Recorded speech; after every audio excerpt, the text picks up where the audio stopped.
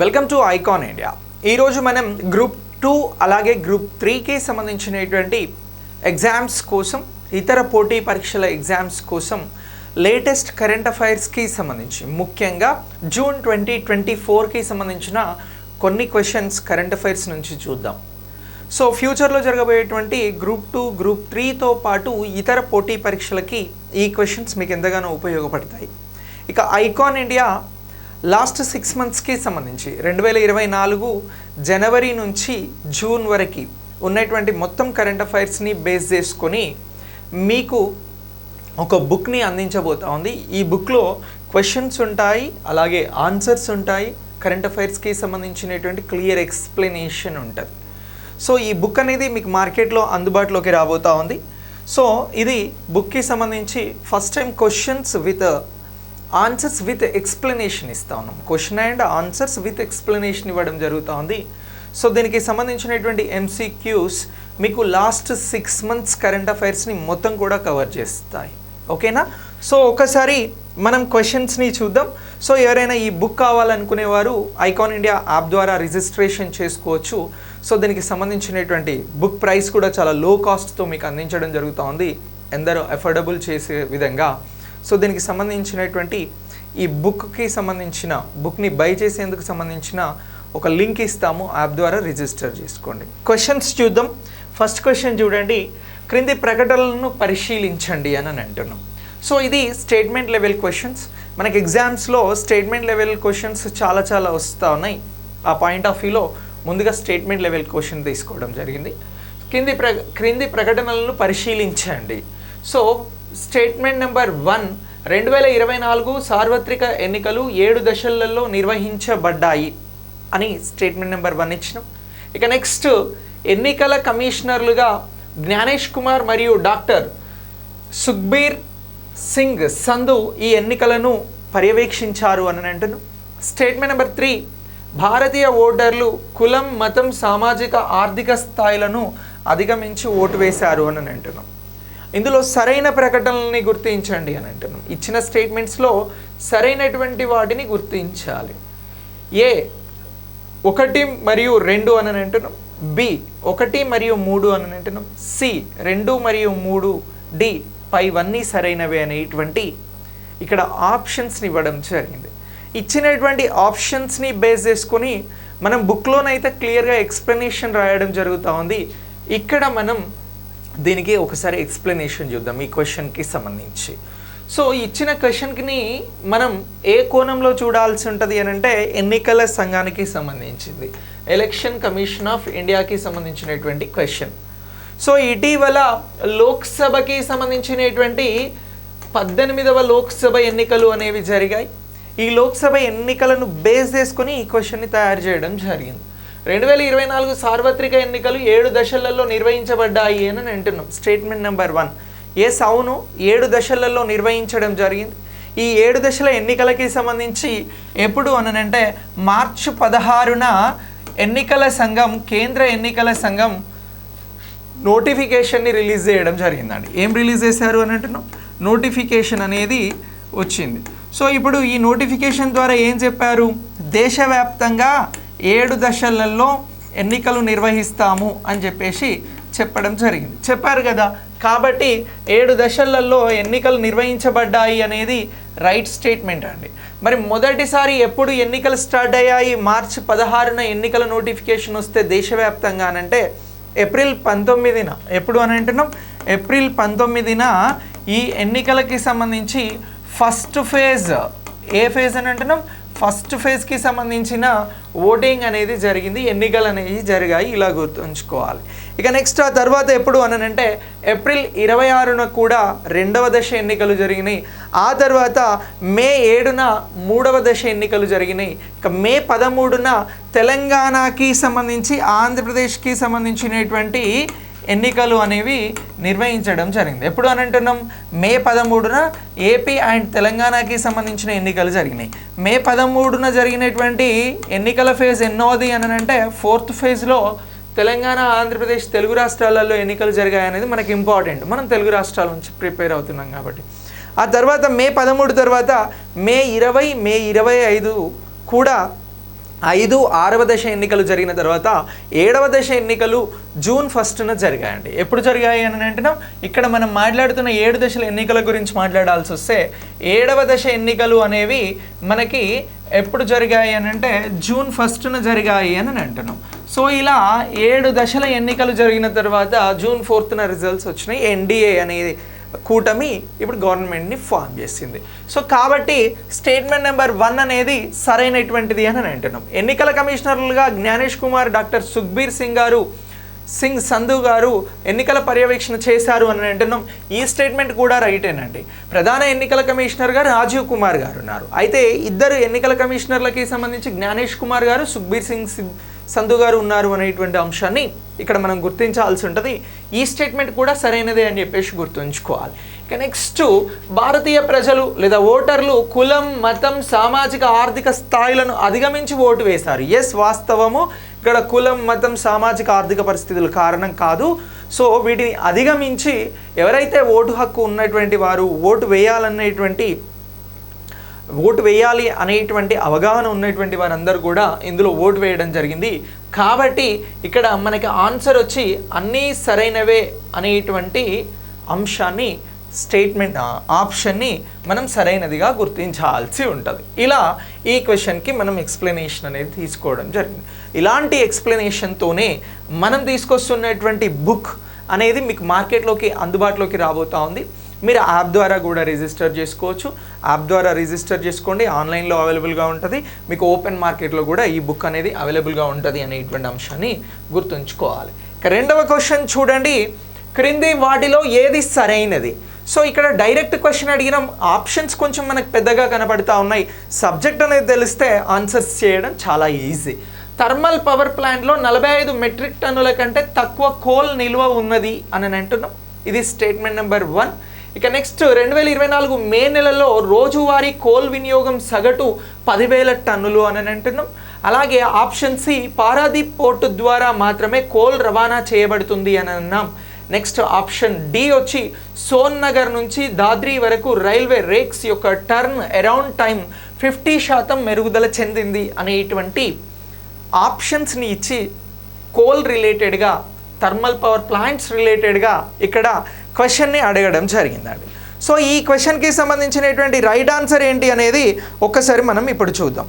So దీనికి సంబంధించినటువంటి right answer తెలియాలి అని అంటే మే 2024లో ఎప్పుడు అని అంటున్నాం, ఈ 2024కి సంబంధించి మే నెలలో కోల్కి సంబంధించినటువంటి అప్డేట్ని మనం ఇక్కడ చూడగలిగితే, తెలుసుకోగలిగితే ఈ క్వశ్చన్కి మనం ఆన్సర్ అనేది చేయగలుగుతాం. Direct question, direct options.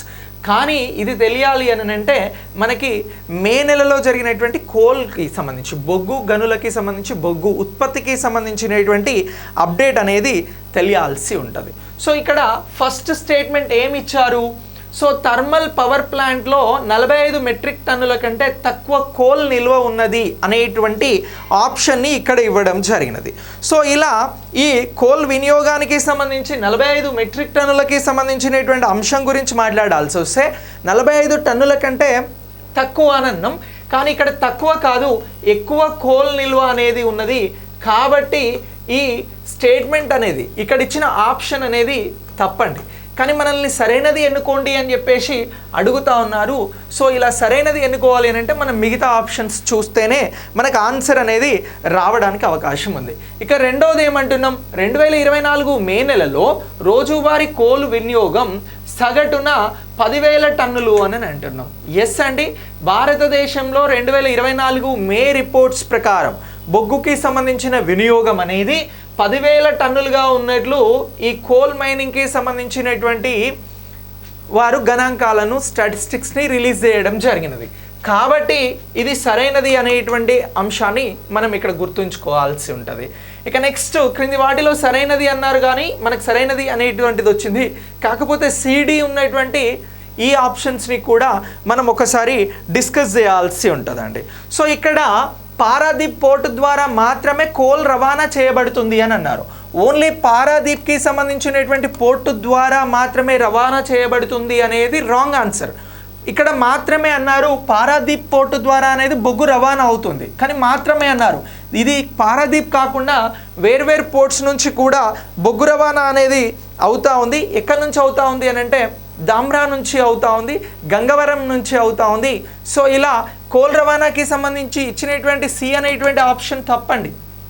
ఇక నెక్స్ట్ సోన్ నగర్ నుంచి దాద్రీ వరకు రైల్వే రేక్స్ యొక్క టర్న్ అరౌండ్ టైం అనేది 50% మెరుగుదల చెందింది అని అంటున్నాం. 50% కాదండి, ఇది 100% మెరుగుదల చెందింది. కాబట్టి ఇగో ఈ స్టేట్మెంట్ కూడా తప్పు. కానీ మనకు statement B is the right answer. ఇక్కడ మనం అన్ని ఆప్షన్స్ గురించి డిస్కస్ చేయడం జరిగింది. ఇలా అన్ని ఆప్షన్స్కి సంబంధించిన వివరణ అనేది మీకు బుక్లో క్లియర్గా నేను చెప్పిన దాని ప్రకారం పొందుపరచడం జరుగుతుంది, బుక్లో అవైలబుల్గా ఉంటుంది. సో ఇలా మీరు ఈ ఆప్షన్ని కూడా రైట్గా పొందడానికి అవకాశం ఉంది. ఓకే, ఇక నెక్స్ట్ క్రింది ప్రకటనలను పరిశీలించండి అని అన్నాం. ఇది ఎక్సర్సైజ్ వ్యాయామాలకి సంబంధించినటువంటి క్వశ్చన్. ఇటీవల గ్రూప్ 1లో ఇలాంటి క్వశ్చన్స్ని అడగడం జరిగినది. సో ఇప్పుడు క్రింది ప్రకటనలను పరిశీలించండి అని అన్నాం. ఐఎన్ఎస్ శివాలిక్ యోకోసుకా జపాన్కి ప్రయాణం అయ్యింది అనేటువంటిది స్టేట్మెంట్ నెంబర్ 1. అగైన్ ఇది స్టేట్మెంట్ లెవెల్ క్వశ్చన్. సో మీరు గ్రూప్ 2లో కానీ గ్రూప్ 3 ఎగ్జామ్స్లో కానీ ప్రీవియస్గా ఎగ్జామ్స్ రాసిన మనకు తెలుసు మ్యాక్సిమం ఇలాంటి క్వశ్చన్స్ని అడుగుతూ ఉన్నారు. మనం వీటికి ఆన్సర్స్ చేయాలి. ఓకే, ఇక నెక్స్ట్ స్టేట్మెంట్ నెంబర్ 2 చూడండి. సింగపూర్లో ఐఎన్ఎస్ శివాలిక్ అనేది 80 మంది విద్యార్థుల సందర్శనను నిర్వహించింది అని అన్నాం. ఇక ఐఎన్ఎక్స్ శివాలిక్ జిమెక్స్ 2024లో పాల్గొనలేదు అని అన్నాం. సరైన ప్రకటనలని గుర్తించండి అని అన్నాం. 1 మరియు 2 మాత్రమే, 1 మరియు 3 మాత్రమే, 2 మరియు 3 మాత్రమే అన్ని ప్రకటనలు సరైనవే అని అంటున్నాం.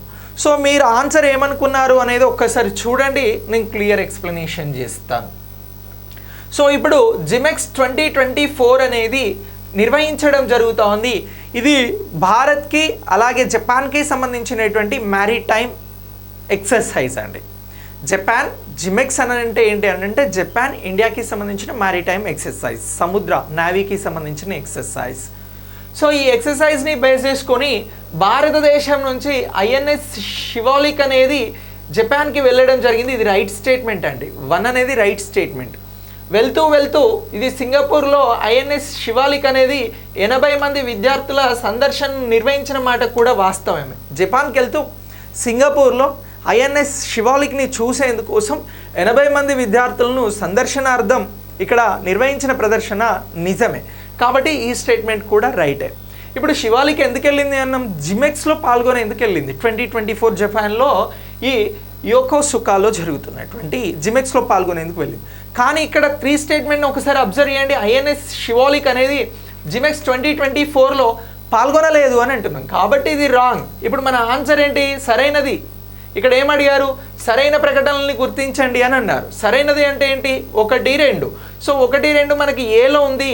సో కాబట్టి ఇక్కడ 1, 2 సరైనవి అంటున్నాం. కాబట్టి A is the right answer.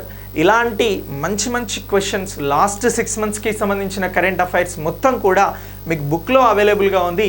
Book ద్వారా మీరు పూర్తి ఒక 6 మంత్స్కి సంబంధించిన అద్భుతమైనటువంటి క్వశ్చన్స్ని చదువుకొని ఎగ్జామ్ బాగా పర్ఫామ్ చేసేలాగా బుక్ని డిజైన్ చేయడం జరిగింది. బుక్ కోసం మీరు యాప్ ద్వారా రిజిస్టర్ చేసుకోవచ్చు. బుక్ ఓపెన్ మార్కెట్లో కూడా రాబోతూ ఉంది. ఇక నెక్స్ట్ 4వ క్వశ్చన్ చూడండి. మ్యాచ్ ద ఫాలోయింగ్ క్వశ్చన్ అండి. సో ఇక్కడ 4th question Major General Harsh Chibber గురించి విభిన్న రంగాల్లో చేసిన విధులు స్థానాలను గురించి సరిపోల్చండి అని చెప్పేసి క్వశ్చన్ అడగడం జరిగింది. ASC training centre, eastern sector, northern sector, defence management college, brigadier general staff information system అని అంటున్నాం, మేజర్ జనరల్ ఆపరేషన్ లాజిస్టిక్స్ అని అంటున్నాం, డైరెక్టివ్ స్టాఫ్ అని అంటున్నాం, ఏఎస్సి బెటాలియన్ అని అంటున్నాం. మేజర్ జనరల్ హర్ష్ చిబ్బర్కి సంబంధించి ఇగో ఈ రంగాలలో ఎక్కడ ఏ విభాగంలో పనిచేయడం జరిగింది అనేది క్వశ్చన్. సో ఇది కూడా మేకి సంబంధించినటువంటి అప్డేట్గా మనం డిస్కస్ చేయడం జరుగుతూ ఉంది. ఈ మేకి సంబంధించినటువంటి అప్డేట్లో రైట్ ఆన్సర్ ఏంటి అనేది మనం ఒకసారి చూస్తే మేజర్ జనరల్ హర్ష్ చిబ్బర్కి సంబంధించి విభిన్న రంగాలలో చేసిన విధులు స్థానాలని సరిపోల్చండి అన్నాం. కాబట్టి ఒకసారి దీనికి సంబంధించి ఏఎస్సి ట్రైనింగ్ సెంటర్కి సంబంధించి ఏఎస్సి బెటాలియన్లో ఈయన వర్క్ చేయడం జరిగిందండి. So first one is D అని అంటున్నాం. డి అనేది మనకు ఓన్లీ ఏలోనే ఉంది కాబట్టి ఇగో ఇదే రైట్ ఆన్సర్ అని చెప్పేసి గుర్తుంచుకోవాలి. ఈస్టర్న్ సెక్టార్కి సంబంధించి ఎక్కడ అని అంటే బ్రిగేడియన్ జనరల్ స్టాఫ్ ఇన్ఫర్మేషన్ సిస్టమ్కి వర్క్ చేయడం జరిగింది. ఇది ఏ అని అంటున్నాం. ఇక నార్థన్ సెక్టార్లో దేనికి సంబంధించి పనిచేశాడు అని అంటే మేజర్ జనరల్ ఆపరేషన్ లాజిస్టిక్కి సంబంధించి పనిచేయడం జరుగుతూ ఉంది. అలాగే ఇక డిఫెన్స్కి సంబంధించినటువంటి అంశం మనకు మిగిలిందల్లా డైరెక్టింగ్ స్టాఫ్ అని అంటున్నాం. సో ఇలా ఆన్సర్ వచ్చి ఏ అండి. ఇలాంటి క్వశ్చన్స్ని కూడా మనం ఎగ్జామినేషన్లో ఫేస్ చేయబోతా ఉన్నాం, ఆల్రెడీ ఫేస్ చేసాం. ఇలాంటి అన్ని అంశాలపైన సమగ్ర అవగాహన కల్పించేందుకే 6 monthsకి సంబంధించిన current affairs questions answers explanation book అనేది మీకు మార్కెట్లోకి అందుబాటులోకి వస్తుంది. యాప్ ద్వారా, ఐకాన్ ఇండియా యాప్ ద్వారా కూడా రిజిస్టర్ చేసుకోవచ్చు. ఇక నెక్స్ట్ ఇది ఎకానమీ రిలేటెడ్గా మేలో వచ్చినటువంటి జిఎస్టీ బేస్ చేసుకొని ఇస్తున్నటువంటి క్వశ్చన్ అండి. క్రింది జాబితాలను సరిపోల్చండి అని అంటున్నాం. సో ఇక్కడ మే 2024 సెంట్రల్ జిఎస్టీకి సంబంధించిన వసూళ్ళు, 2024 మే స్టేట్కి సంబంధించిన వసూళ్ళు, అలాగే ఇక్కడ మే 2024 ఐజిఎస్టీకి సంబంధించినటువంటి వసూళ్ళు, అలాగే సెస్కి సంబంధించినటువంటి వసూళ్లను ఇక్కడ ఇవ్వడం జరిగింది. ఎంత వసూళ్ళు అయ్యాయో ఫిగర్స్ని అడుగుతా ఉన్నాం. ఇది 2024 మేకి సంబంధించినటువంటి అప్డేట్. సో ఈ అప్డేట్ని బేస్ చేసుకొని ఒకసారి ఆప్షన్స్ని పరిశీలించి వీటికి సంబంధించినటువంటి ఆన్సర్ అనేది మనం చేయాల్సి ఉంటుంది. మరి ఇక్కడ మనం మాట్లాడుతున్నటువంటి జిఎస్టీకి సంబంధించినటువంటి ఆన్సర్ ఏమిటి అనేది ఒకసారి చూద్దాం. సో ఇక్కడ సెంట్రల్ జిఎస్టీని గురించి ఫస్ట్ అడగడం జరిగింది. మే 2024 వసూళ్లలో సెంట్రల్ జిఎస్టీ వసూళ్ళు ఎంత అని అంటే సి అండి.